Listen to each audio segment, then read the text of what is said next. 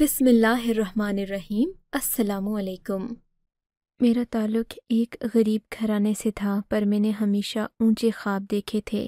میں نے یہی سوچا تھا کہ زندگی میں آگے بڑھنا ہے، پر میں نے کبھی محنت کر کے آگے جانے کا نہیں سوچا تھا۔ میری شروع سے نیت تھی کہ میں کسی امیر لڑکی سے شادی کروں گا، پر پھر رفتہ رفتہ جب میں یونیورسٹی میں گیا، پڑھنے لگا، تعلیم حاصل کی، تو میں نے سوچا کہ میں محنت کروں گا، نوکری کروں گا اور اچھی خاصی رقم کماؤں گا، پھر اپنا گھر بناؤں گا۔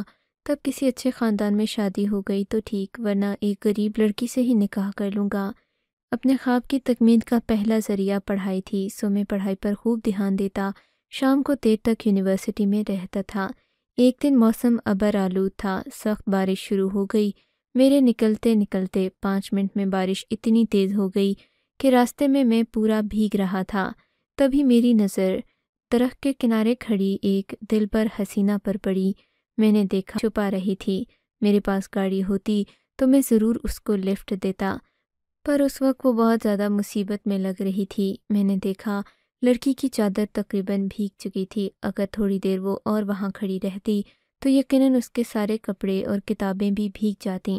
تبھی میں نے سوچا کہ میں جا کر ایک بار پوچھ لیتا ہوں، شاید اس کی کوئی مجبوری ہو۔ میں قریب گیا تو لڑکی بہت زیادہ پریشان تھی، اس کی سانسیں پھولی ہوئی تھیں۔ بولی کہ آپ کہاں جا رہے ہیں؟ میں نے دیکھا وہ میری کلاس کی ہی لڑکی تھی۔ یہ تو اچھی خاصی امید تھی، اپنی گاڑی میں آتی تھی۔ پھر کیا ہوا؟ میں نے پوچھا کہ آپ یہاں کیسے؟ بولی کہ اگر تم مجھے میرے گھر پہنچا دو بڑی مہربانی ہوگی، آج بارش کی وجہ سے پاپا مجھے لینے نہیں آئے۔ اس کا نام اینا تھا۔ میں نے کہا اگر تم مناسب سمجھو تو میری بائک پر بیٹھ جاؤ۔ لڑکی بڑے سلیقے والی تھی، اس نے ایک مناسب فاصلہ میرے اور اپنے درمیان رکھا، درمیان میں اپنا بیگ رکھا اور ہلکا سا میرا کندھا پکڑ کر بیٹھ گئی۔ وہ لمحہ مجھے بڑا حسین لگا تھا۔ ٹھنڈی ٹھنڈی ہوا چل رہی تھی، بارش بھی تیز ہو رہی تھی۔ لمحہ بلمحہ تیز ہوتی بارش میں اسے اپنی بائک پر بٹھائے گیلی سڑک پر بائک کو تیز رفتاری سے دوڑاتا جا رہا تھا۔ اس کی ہلکی ہلکی آواز میرے کانوں میں پڑ رہی تھی۔ وہ مجھے راستہ بتاتی اور میں بائک اس طرف موڑ دیتا۔ شاید یہ اس کے بیٹھنے کی وجہ سے تھا کہ آج میں بائک معمول سے زیادہ رفتار پر چلا رہا تھا۔ تقریباً تھوڑی ہی دیر گزری تھی کہ ایک کھلی سی کشادہ گلی آ گئی جس میں اس نے اترنے کا کہا۔ میں نے دیکھا وہ بہت شاندار گھر کے سامنے اتری تھی۔ جیسے ہی وہ بائک سے اتری، خود کو سنبھالتے ہوئے دروازے کے قریب جا کر کھڑی ہوئی۔ وہ اپنا وجود چھپا رہی تھی، کافی بھیگ چکی تھی۔ میں نے نظریں جھکا لیں، کہنے لگی کہ آپ کو میں ایسے نہیں جانے دوں گی۔ تبھی اس نے گھر کی بیل بجا دی۔ ایک کام والی باہر آئی، اس نے جلدی سے اسے چادر لانے کو کہا۔ کام والی چادر لے کر آ گئی۔ لڑکی نے خود کو اچھی طرح لپیٹا اور بولی چلیے جلدی سے اندر آ جائیے۔ میں نے اس سے لاکھ معذرت کرنا چاہی، پر وہ ایک سیکنڈ کے لیے بھی مجھے چھوڑ کر اندر جانے کو تیار نہیں تھی۔ بولی کہ آپ ضرور میرے ساتھ چلیں گے ورنہ میں ناراض ہو جاؤں گی۔ میں نے سوچا اگر اتنا ضد ہی کر رہی ہے تو میں اس کے اماں ابا سے مل لیتا ہوں۔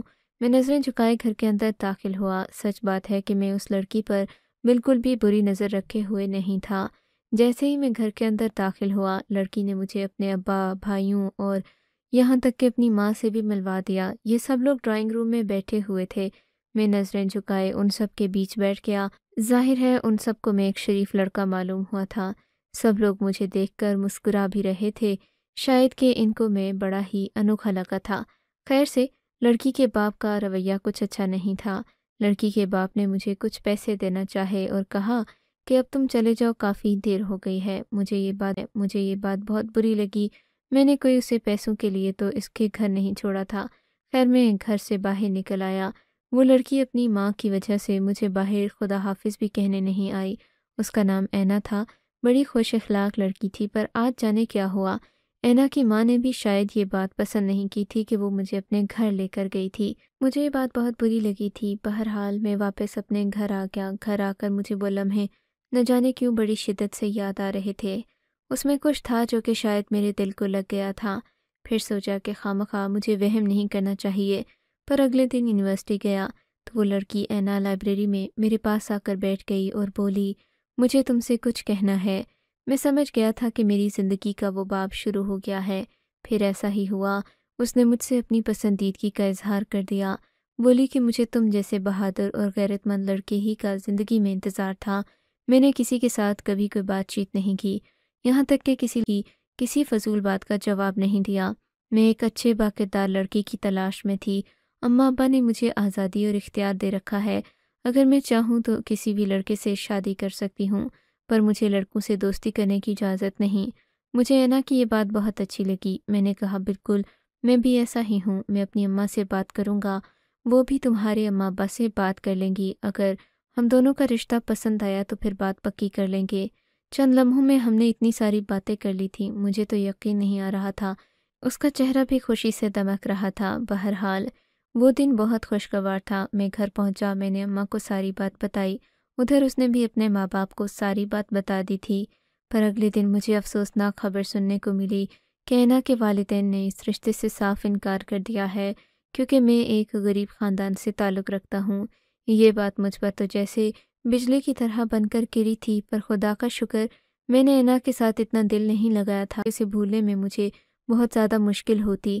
میں اپنی زندگی میں آگے بڑھ گیا، پر اینا نے اپنے گھر والوں سے لڑائی جھگڑا کرنا شروع کر دیا، یہاں تک کہ اس کے ابا جی مان بھی گئے۔ کہا کہ ٹھیک ہے، پہلے ہم لڑکے کو معاشی طور پر سیٹ کریں گے، کیونکہ فی الحال وہ کوئی اچھی نوکری نہیں کر رہا۔ جب تک اس کی اچھی نوکری نہیں ہوگی تب تک وہ بہت مشکل میں رہے گا اور تم کو بھی خوش نہیں رکھ پائے گا۔ اگر تم چاہتی ہو کہ تمہاری زندگی اچھے سے گزرے تو تمہیں چاہیے کہ ایک امیر لڑکے سے شادی کرو۔ اگر تم ایسا نہیں کر سکتی تو ہم تمہارے پسند کیے گئے لڑکے کو امیر کرنے کی کوشش کریں گے۔ اس کے ماں باپ کی یہ بات اسے اچھی لگی تھی۔ اس کے بھائی نے مجھے ایک دن اپنے گھر بلایا۔ مجھے یہ بات بڑی عجیب لگی کہ گھر میں اور کوئی بھی نہیں تھا۔ لڑکے کا نام عزیر تھا۔ عزیر مجھ سے کہنے لگا کہ ہم تمہیں دبئی بھجوائیں گے، وہاں جا کر تم کچھ ہفتہ نوکری کرو گے، لیکن اس کے لیے تمہیں پڑھائی چھوڑنا ہوگی۔ میں نے کہا میری پڑھائی مکمل ہونے میں 6 مہینے رہ گئے ہیں، میں پڑھائی مکمل کر کے دبئی نوکری کرنے جا سکتا ہوں۔ انہوں نے کہا کہ سارا خرچہ ہم اٹھائیں گے، بس تمہیں دبئی کے لیے روانہ ہونا ہوگا، لیکن اس دوران شرط یہ ہے کہ تم اینا سے ایک بھی بات نہیں کرو گے اور نہ ہی اس کی طرف راہ و رسم بڑھانے کی کوشش کرو گے۔ ہمیں یہ بات بالکل پسند نہیں آئے گی۔ اگر تم اس سے مخلص ہو کر شادی کرنا چاہتے ہو تو بہتر ہے کہ تم اس سے دور رہو۔ میں بھی خوش ہو گیا۔ میں نے کہا آپ جیسا کہیں گے ویسا ہی ہوگا، اور پھر میں نے اگلے کچھ دن اینا کو نظر انداز کرنا شروع کر دیا۔ میں نے اینا کو صاف بتا دیا کہ جب تک میں نوکری کر کے تمہارے قابل نہیں بن جاتا تب تک میں تم سے کوئی بھی بات چیت نہیں کروں گا۔ اینا بھی اس بات پر خوش ہوئی، بولی کہ ضرور ایسا ہی کرو، لیکن مجھ سے 2-4 باتیں دن میں لازمی کر لیا کرو، تمہارے بغیر اب میرا دن نہیں کرتا۔ میں پڑھائی میں اور زیادہ مصروف ہو گیا، اینا کی ہر بات کا بھی جواب دیتا اور جو بھی وہ کہتی میں کرتا تھا۔ مگر 6 مہینے کیسے گزرے میں تو کچھ جانتا ہی نہیں۔ 6 مہینوں کے بعد مجھے عزیر بھائی نے دبئی کا ویزا اور ٹکٹ وغیرہ سب میرے ہاتھ میں تھما دیا۔ میں بہت حیران ہوا۔ ظاہر ہے اینا کے خاندان والے بہت طاقتور اثر رسوخ والے تھے، اس بات کی مجھے خوشی بھی تھی، اگرچہ میں یہ چاہتا تھا کہ میری شادی ایسی ہی لڑکی سے ہو، پر میں نے اس کے لیے کوشش نہیں کی تھی۔ میں نے دبئی کا ٹکٹ لیا، اماں کو ساری بات بتائی۔ اماں بہت خوش ہوئیں، کہنے لگیں بیٹا یہ لڑکی تمہارے لیے بہت خوش قسمت ثابت ہوگی، اسے تمہارے روزگار کی ابھی سے فکر ہے، اس کے گھر والے بھی تمہارے ساتھ مخلص ہیں۔ اب جو بھی ہوگا تم بہت اچھے سے محنت کرنا، دل لگا کر کام کرنا، ان لوگوں کو مایوس مت کرنا۔ میری ماں نے میرا بھرپور ساتھ دیا تھا، پر میں کیا جانتا تھا آگے جا کر میرے ساتھ کیا ہوگا۔ دبئی ایئرپورٹ پر جب میں اترا، میرا استقبال ایک آدمی نے کیا۔ آدمی وضاقتہ سے بالکل بھی اچھا نہیں لگ رہا تھا۔ اس نے گلے میں چین پہنی ہوئی تھی، جبکہ گال سرخ تھے، لگتا تھا جیسے ابھی خون بہہ جائے گا اس کے گالوں سے۔ اس کی آنکھوں میں بھی لال ڈورے تھے، اسے دیکھ کر تو میں ڈر ہی گیا تھا۔ لباس بھی کچھ خاصا مہذب نہیں تھا۔ اس نے مجھے ساتھ لیا، بنا کوئی بات کیے ایک ہوٹل میں آ گیا تھا۔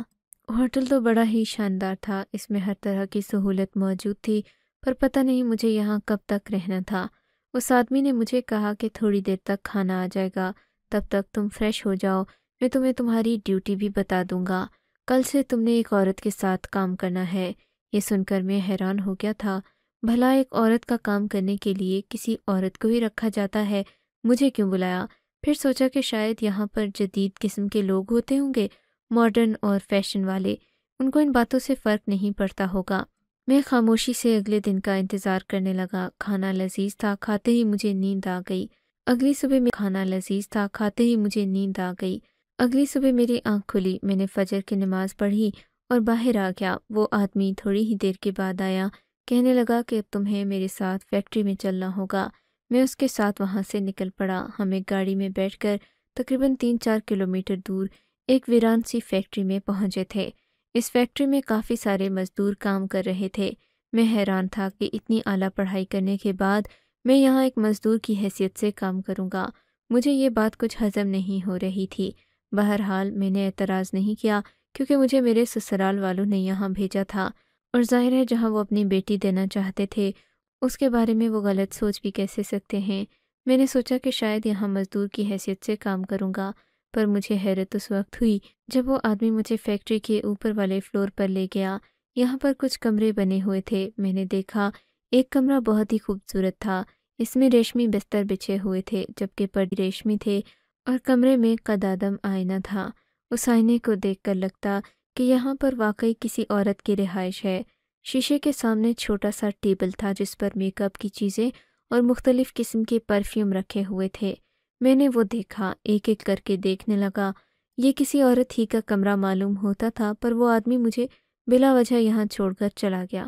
میں ہکا بکا ہو کر ادھر ادھر دیکھ رہا تھا۔ میں نے اینا کو کال ملائی پر اس کا نمبر بند جا رہا تھا۔ مجھے بڑی پریشانی ہوئی تھی۔ میں اسے کسی بھی طور پر رابطہ کرنا چاہتا تھا۔ میں نے اینا کی ایک سہیلی سے رابطہ کیا تو اس نے مجھے اینا کا دوسرا نمبر دیا۔ میری اینا سے بات ہوئی تو وہ بہت خوش لگ رہی تھی۔ کہنے لگی کہ میرے بھائی نے مجھ سے میرے پہلے موبائل کا نمبر لے کر اپنی الماری میں رکھ دیا ہے۔ وہ چاہتے ہیں کہ جب تک تم کچھ بن نہیں جاتے ہم بات بھی نہ کریں۔ دراصل میرے بھائی برے نہیں ہیں، وہ میری حفاظت کرنا چاہتے ہیں۔ دیکھو نا، انہوں نے تمہیں بھی تو وہاں بھجوایا ہے، اچھا روزگار کماؤ اور ہماری شادی ہو سکے۔ میں کیا جانتا تھا کہ قسمت میرے ساتھ کتنی بے رحم ہوگی۔ اینا سے فون پر بات کر کے تھوڑی ہی دیر گزری تھی کہ کمرے میں ایک اور آدمی داخل ہوا۔ کہنے لگا کہ میں تمہیں اس کام کی نوعیت سمجھا دوں گا، اب تمہیں صبح سے اپنا کام جاری رکھنا ہے۔ میں نے کہا جی ضرور بتائیے، میں اپنے کام میں کوئی کوتاہی نہیں کروں گا۔ بولا کہ بس تمہیں اس کمرے میں ہی جو کام کرنا ہوگا۔ میں حیران ہو گیا کہ ایک عورت کے کمرے میں میرا کیا کام۔ بولا کہ یہ فیکٹری کے مالک کی بیوی کا کمرہ ہے، فیکٹری کا مالک اکثر یہاں ہی رہتا ہے، اسی لیے وہ یہ چاہتا ہے کہ اس کی بیوی کے کمرے میں اسے کسی قسم کی شکایت نہ ملے۔ تم نے اس کمرے کی اچھی طرح سے صفائی کرنا ہے، اور صفائی کے بعد یہاں پر تمہیں جو بھی حکم دیا جائے وہ بجا لانا ہوگا۔ میں کم عمر تھا، شریرے بدن والا بھی تھا اور دبلا پتلا، بھاگ دوڑ کر کام بھی کر لیتا تھا۔ تبھی میں نے اس کمرے کا جائزہ لیا، وہاں تو صفائی کے قابل کچھ تھا ہی نہیں۔ میں نے کہا کہ میری تنخواہ کتنی ہوگی؟ بولا تمہاری تنخواہ 3 لاکھ روپے پاکستانی ہوگی۔ مجھے حیرانگی اس بات کی ہوئی تھی کہ میں کیسے یہاں پر صرف چھوٹا سا کام کرنے کے 3 لاکھ روپے لے سکتا ہوں۔ پھر یہ سوچ کر مطمئن ہو گیا کہ شاید باہر کے ملکوں میں معمولی کاموں کی تنخواہ بھی اتنی ہی ہوتی ہوگی۔ میں نے کمرے کا جائزہ لیا تھا، یہ کسی خوبصورت عورت ہی کا کمرہ لگتا تھا۔ پر تھوڑی دیر کے بعد جب وہ عورت کمرے میں داخل ہوئی، میں اسے دیکھ کر ہکا بکا رہ گیا تھا۔ وہ بالکل بھی خوبصورت نہیں تھی، موٹی جسامت والی ایک کالی سی عورت۔ اسے دیکھ کر میرے دل میں تھوڑے بہت جو خیالات اس عورت کے بارے میں آئے تھے وہ بھی دم توڑ گئے۔ وہ اندر داخل ہوتے ہی مجھے دیکھ کر مسکرانے لگی اور بولی یہ تو پہلے سے ہی بیوقوف لگتا ہے، اسے بیوقوف بنانے کی کیا ضرورت ہے؟ مجھے دیکھ کر وہ عجیب سے انداز میں مسکرائی اور پھر بیڈ پر لیٹ گئی۔ اس کا بے حجم جسم پورے کا تھا، ایسا لگ رہا تھا جیسے روئی کے گالے میں چمگادڑ گر گئی ہو۔ کہنے لگی کہ لڑکے جلدی کرو، وہ تیل لے کر آؤ اور میرے پاؤں کی مالش کرو۔ مجھے یہ بات بہت بری لگی تھی۔ میں نے کہا کہ معاف کیجیے گا، میں تو یہاں کمرے کی صفائی کرنے آیا تھا۔ کہنے لگی تمہاری ہمت کیسے ہوئی میرے سامنے بات کرنے کی؟ اس نے فوراً ہی ایک بٹن پر ہاتھ رکھا، ایک آدمی کمرے میں حاضر ہوا۔ اس عورت نے آدمی کو اشارہ کرتے ہوئے کہا یہ تم نے کتنا نالائق آدمی یہاں لا کر رکھا ہے، اس نے مجھے پیروں کی مالش کرنے سے انکار کر دیا ہے۔ اس آدمی نے مجھے سخت گھور کر دیکھا اور بولا میں نے تمہیں کہا تھا کہ تمہیں ہر قسم کی حکم کی تعمیل کرنا ہوگی۔ میں اس عورت کے پاؤں دبانے لگا، مجبوری تھی، مجھے سخت غصہ بھی آ رہا تھا۔ اتنا پڑھ لکھ کر مجھے یہ کام کرنا پڑ رہا ہے۔ خیر، میں نے اس عورت کی ہر بات ماننا شروع کر دی۔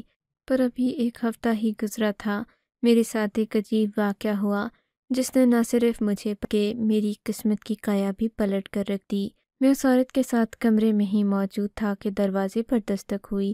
میں نے دروازہ کھولا تو سامنے یونیفارم میں ایک آدمی کھڑا تھا۔ پوچھنے پر معلوم ہوا کہ وہ ایک پولیس والا تھا۔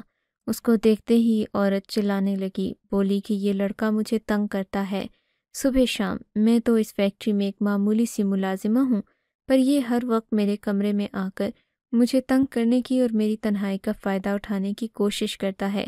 عورت کا ساتھ دینے کے لیے 2-3 اور آدمی بھی آ گئے۔ میں انہیں دیکھ کر پریشان تھا کہ آخر ایسا کیسے ہو سکتا ہے۔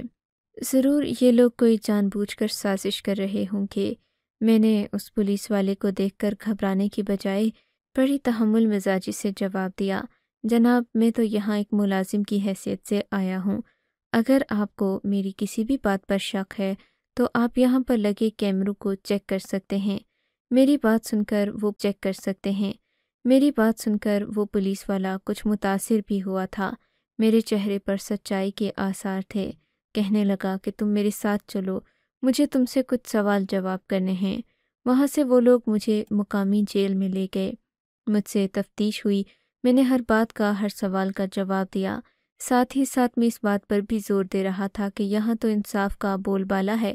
میری ایسی کوئی حرکت ہو جو کہ آپ کے ریکارڈ میں لائی گئی ہو تو آپ مجھے سزا دے سکتے ہیں، پر یہ سراسر الزام ہے۔ مجھے اس عورت کی خدمت کے لیے وہاں رکھا گیا تھا۔ ان لوگوں نے مجھ پر کچھ سزا تو نہیں لگائی، نہ ہی مجھے جرمانہ کیا۔ مجھ سے کہا کہ اب تمہیں واپس پاکستان جانا ہوگا۔ اس بات پر میں پریشان ہوا تھا۔ ان دنوں میرا اینا سے بھی رابطہ نہیں ہو رہا تھا، جبکہ وہ عورت، وہ تو خود بہت خران قسم کی تھی، مجھے ایک سیکنڈ بھی چین سے رہنے نہیں دیتی تھی۔ کبھی مجھ سے اپنے کپڑے استری کرواتی تو کبھی کوئی کام کہہ دیتی، لگا رہتا تھا۔ یہاں تک کہ میں پاکستان واپس آنے کے لیے ایئرپورٹ پر آ گیا۔ آتے ہوئے مجھے اس لال گالوں والے آدمی نے بتایا، بڑے خوش قسمت ہو جو تم اس کیس سے بچ نکل گئے ہو، ورنہ تو جن لوگوں نے تمہیں پھنسانے کی کوشش کی تھی وہ تو تمہیں کبھی بھی پاکستان کی ہوا نہ لگنے دیتے اور تمہیں ساری زندگی یہاں جیلوں میں سڑنا پڑتا۔ جانتے ہو کہ یہاں پر اس جرم کی کتنی بڑی سزا ہے۔ تم پر اور بھی کئی جرائم لگ سکتے تھے اگر یہ جرم ثابت ہو جاتا۔ میں نے حیرت سے اس کی طرف دیکھا اور پوچھا، تم ایسا کیوں کہہ رہے ہو؟ مجھے یہاں نوکری پر بھیجنے والے بھلا میرے خلاف سازش کیوں کریں گے؟ بولا کہ یہ تو مجھ کو نہیں معلوم، پر ان لوگوں نے تمہاری نوکری ایک مزدور کے طور پر لگوائی تھی اور تنخواہ غلط لکھوا کر تمہیں اس بات پر آمادہ کیا کہ تم یہاں آ جاؤ۔ یہاں آ کر انہوں نے مجھے ہی ہدایت کی تھی کہ تمہیں کسی کیس میں پھانسنا ہے، تمہاری کسی عورت کے ساتھ نازیبا وغیرہ وغیرہ۔ وہ تصاویر تو میں نے انہیں بھیج دی ہیں، باقی باتوں کا مجھے نہیں پتہ۔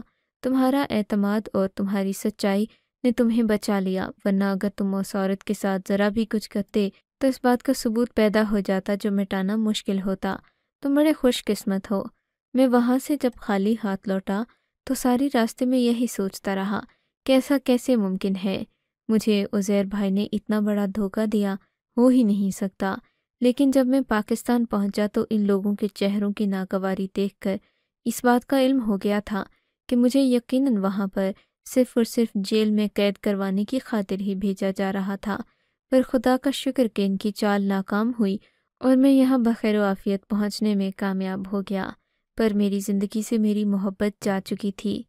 اینا کے بھائیوں نے اسے خوب بھڑکایا کہ میں وہاں جاتے ہی اپنی اوقات بھول گیا ہوں اور ایک عورت کے ساتھ اس کی دولت دیکھ کر اسے شادی کرنے کے وعدے کر رہا ہوں۔ میری 2-3 تصاویر جو کہ اس عورت کی پاؤں کی مالش کرتے ہوئے اتاری گئی تھیں، بیچاری اینا کو دکھا کر مجھ سے بدظن کیا گیا۔ یہ سب اس کے بھائی کی چال تھی۔ ظاہر ہے اس کا بھائی بھی ایک پڑھا لکھا، چالاک اور شاطر آدمی تھا۔ وہ اپنا داماد کسی ایسے شخص کو کیوں بناتا جس کے پاس اپنے اور اپنی ماں کے کھانے کے پیسے بھی نہیں تھے؟ وہ اسے اپنے ٹکڑوں پر کیوں پالتا؟ میں نے مزید ان لوگوں سے الجھنا مناسب نہیں سمجھا۔ میں جانتا تھا میں نے ایسا کیا تو یقیناً اینا کے بھائی مجھے نقصان پہنچائیں گے۔ میں اپنی ماں کا اکلوتا بیٹا تھا اور میں ایسا ہرگز نہیں کر سکتا تھا۔ ظاہر ہے ایک لڑکی کی خاطر اپنے اماں ابا کو تو چھوڑنے سے رہا۔ میں نے اس کی محبت کے قصے کو ہمیشہ کے لیے بند کر دیا اور اسے کسی قسم کی وضاحت نہیں دی۔ اس کی ایک قریبی سہیلی نے مجھے یہ ساری تفصیلات بتا دی تھیں اور یوں میں نے اسے اپنے نصیب کا لکھا سمجھ کر قبول۔ آپ کو اگر یہ کہانی اچھی لگی ہے تو اس ویڈیو کو لائک کیجیے اور اس طرح کی مزید کہانیاں سننے کے لیے ہمارے چینل کو ضرور سبسکرائب کیجیے۔ کہانی سننے کا شکریہ۔ آپ سے ملاقات ہوگی اگلی ویڈیو میں، تب تک کے لیے اللہ حافظ۔